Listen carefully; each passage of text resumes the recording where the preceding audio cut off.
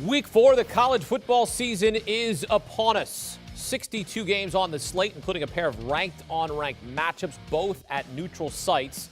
Number 12 Notre Dame faces number 18 Wisconsin at Soldier Field, while number 7 Texas A&M takes on number 16 Arkansas at Jerry World in the SEC on CBS Game of the Week. Welcome in Vegas insider Todd Fuhrman and two-time Super Bowl champ Bryant McFadden. Start with a rivalry renewed between Texas A&M and Arkansas in the Southwest Classic. Aggies are a 5.5-point favorite. The total is 47. Todd, what's your approach in the SEC on CBS Game of the Week? You know what, Hakeem? I think this is going to be a fascinating game for a number of reasons as we try and figure out exactly what this Texas A&M team is all about. We know the defense has passed its first 3 tests, but against what level of competition remains to be seen. Knocking off Kent State in dominant fashion, holding Colorado in check, and then shutting out New Mexico, the first shutout in the program in more than 5 years, says, hey, look, they can take care of inferior opponents, but this is a different task when you're talking about Traylon Smith and Traylon Burks, KJ Jefferson getting more and more confident commanding that Arkansas offense. But I do think Arkansas is a little bit limited on the offensive side, much like I think A&M is under the leadership of Zach Calzada.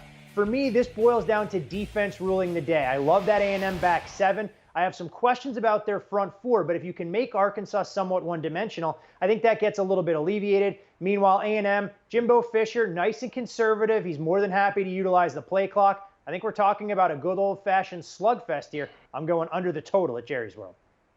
You know, Todd, I love that taking the total, especially going the under direction, because I do believe both offenses will have some issues. But when you talk about potentially seeing a close ball game, I got to side with the team that's getting points, and that's the Arkansas Razorbacks. And here's why. Which quarterback do you believe in more? The young fella in Zach Calzada or KJ? I mean, KJ has really done some pretty good things, especially running the football. But when you look at Zach, he's been struggling, to say the least. He's starting to really find his rhythm. He's settling in as a number 1 quarterback, but he's only completing 51% of his passes compared to KJ Jefferson, who's completing 61% of his passes, over 600 yards, not to mention what he's doing running the football as well. And you mentioned Traylon Smith. He's averaging over 5 yards per carry. This is a team that has really adapted the physical nature on the offensive end. Their offense can really go with the best of them, and they have really been a big surprise in SEC play based on how well they played. Granted, this will be one of their biggest games of the season outside of what they did a few weeks ago against Texas. But if they can take care of their business against A&M, they will serve the entire SEC and put them on notice that they can play big-time football. So I am expecting a close ball game, and because of that, I side with the Arkansas Razorbacks getting points. You also have a nice trend there. Arkansas 10-3 against the spread under head coach Sam Pittman. The other ranked-on-ranked game, also at a neutral site, number 12 Notre Dame facing number 18 Wisconsin in the Jack Cohn game. B-Mac, you're getting points with the Fighting Irish. Do you like Jack Cohn to stick it to his former school? I love it. I love it. I love Jack Cohn in this matchup. You better believe this is a revenge game. This is a personal matchup for him. And I think the rest of the Notre Dame Fighting Irish will take the same mentality to back their quarterback. He's been playing some pretty good football, guys. I mean, 8 touchdowns, 2 interceptions. We saw this offense really come alive last week against Purdue, was able to cover, and I definitely took Purdue, and I feel some type of way because of how they covered that ball game. But the offense really starting to wake up a little bit. Transition to Wisconsin, I mean, Graham Mertz has been struggling. He's yet to throw any touchdowns. He has 2 interceptions, roughly over 300 yards through the air. Their best asset offensively has been running the football. And I know Notre Dame at the line of scrimmage on the defensive side has been a weak point for them, but when you become one-dimensional, you make their life easier. And I think that will be the case for Notre Dame. So you talk about getting 6.5 points, I side with the Fighting Irish. You know, B-Mac, you're a little bit more optimistic about this Notre Dame Fighting Irish offensive attack that's really been somewhat one-dimensional. When you look at what Kyren Williams has done out of the backfield this year, yes, he's top 3 amongst receivers catching the ball. But when you look at what they've been able to do on the ground, it's really been inconsistent to say the least. We've seen Notre Dame's yard per carry average fall from over 5 yards a pop last year to 3.7. Kyren Williams on 2 carries this year, that represents 45% of his rushing total. This will be a Wisconsin defense that comes in with a renewed sense of confidence. Off of the bye week, they get Leo Chanel added back into the fold. And you know Jim Leonard's going to have a few wrinkles up his sleeve to try and make life difficult for Jack Cohn, who matched up against the defense. So he knows the terminology. He knows the audibles and some of the language. But BMAC raised some great points, talking about how one-dimensional this Wisconsin offense is as well. And the fact that Graham Mertz doesn't provide a viable passing attack means I can't lay points knowing that Wisconsin getting to 20-plus could be a Herculean task. As a result here, I'm not going to try and outsmart the room. I'm going to go under the total at 45. I know it's not the best of the numbers. This thing opened at 47, but I just don't see big plays coming from either side come Saturday afternoon. All right, Todd, 62 games on the slate on Saturday in college football. What's your best ATS wager? So I'm going to go to the Big Ten, and I'm going to fade the talk of the conference early on in the season. Everyone loves what they've seen from Michigan State, but suddenly when you look at the Spartans' resume, the win over Northwestern doesn't look nearly as good when Northwestern gets nearly blown out by Duke last weekend. The win over the FCS opponent in their second game in Youngstown State, it is what it is. And even last week against Miami, don't be fooled by that 38-17 final score. That game was tied going into the fourth quarter, and the Spartans ended up +4 in the turnover department. Nebraska has shown me an awful lot. Their season could have easily gotten off the rails with that season-opening loss against Illinois, but they outperformed market expectations in a win against Fordham and Buffalo. They well exceeded my wildest expectations last week against Oklahoma, and I think Adrian Martinez can be the X factor in this game. I know going into East Lansing for a night affair won't be an easy task, but don't be surprised if Nebraska not only covers, they win this game outright and throw their hat into the ring as a potential viable contender in the Big Ten West. Nebraska getting 5 points at Michigan State. All right, let's get a Moneyline Sprinkle. B-Mac, what do you like on Saturday? My Moneyline Sprinkle, I hope you guys are prepared for this one. We talked about this game earlier in the SEC in Jerry's World.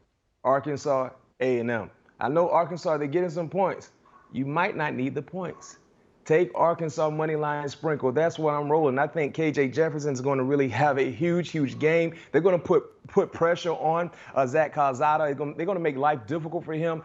I know you're getting 5.5 points, and I think I've been really hot when it comes to Moneyline Sprinkles. So I'm going to stay hot with this pick. I'm taking Arkansas to cover outright and serve the entire SEC, put them on notice.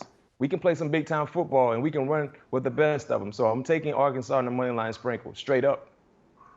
You know, last week in this very segment, B-Mac, I came in trying to make a case for your alma mater, and I was extremely disappointed with that 6-turnover performance from Florida State in their trip to Winston-Salem. Although I do think Florida State is live to get their first victory of the season against Louisville. It wasn't enough of a Moneyline Sprinkle for me here. So I'm going to go to the Big 12, and I'm going to look at a transfer quarterback who sparked Texas Tech's offense in the form of Tyler Shuck. He was a guy that performed extremely well last year for stretches for Oregon, but was benched in the conference championship and realized that he had to go explore some other options. You look at this Texas Tech team, and while they haven't played the most grueling of schedules, they did have a nice comeback in their season opener against Houston, and they took care of an undermanned FIU team last week. All the talk right now is about Texas and how Texas is going to be significantly better. Until I see them step up in class and beat an actual opponent with a pulse, I'm going to be a little bit skeptical here. This is also one of the bigger revenge spots that you're going to see in conference play as far as the Big 12 is concerned. Texas Tech led by more than 15 points with 3+ minutes to go. Last year when these teams did battle, it was Sam Ehlinger leading the improbable comeback. I think Texas Tech goes into Austin and sets the clock even further back on what Steve Sarkisian and company are trying to build. All right, let's take a look back at their picks on another big college football Saturday, Week 4.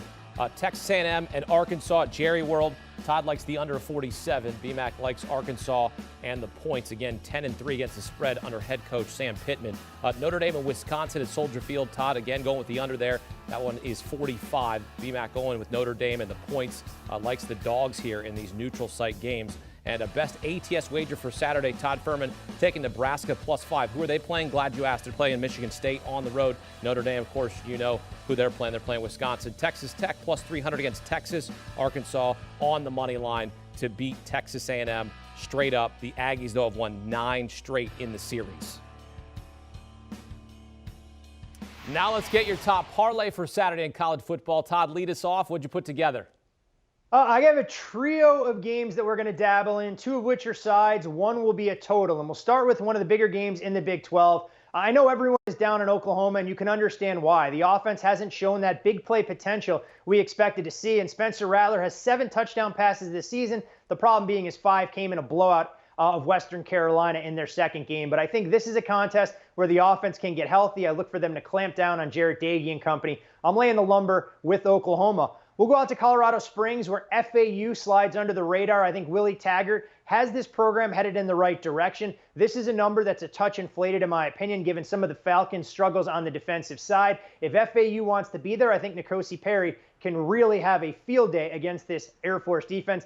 And gentlemen, because I'm a company guy, we're going to kick off our parlay bright and early in the Mountain West, a game you can watch right here on CBS, with Boise State and Utah State going over the total. I think Boise State, playing a team with inferior talent, will employ a little bit of pace and tempo. Utah State, one of the surprise stories thus far. I think they can match the Broncos score for score. I'm going over the total at 69.5.